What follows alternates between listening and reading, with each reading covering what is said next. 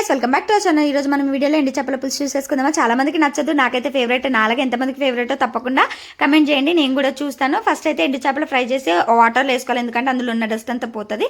And అదే ప్యాన్లో oil తీసుకొని ఉల్లిగడ్డ, పచ్చిమిరపకాయ, జీలకర్ర వేసుకొని మంచి కలుపుకోండి. అండ్ కొంచెం అల్లం పేస్ట్ అండ్ తగినంత పసుపు వేసుకొని బాగా కలుపుకున్నాక టొమాటో ముక్కలు కూడా యాడ్ చేసి ఉప్పు జల్లుకొని టమాటాలు బాగా ఉడికిన తర్వాత మనకు టేస్ట్కి తగ్గ కారం కూడా యాడ్ చేసుకొని మంచిగా పచ్చివాసన పోయేంత వరకు ఉడికించుకోవాలి కారంని.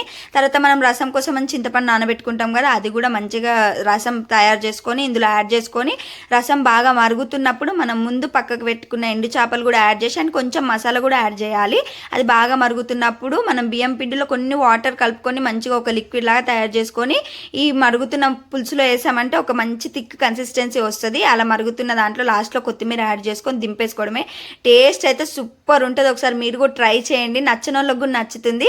అండ్ ట్రై చేశాక నచ్చితే తప్పకుండా ఏం చేయాలి, సబ్స్క్రైబ్.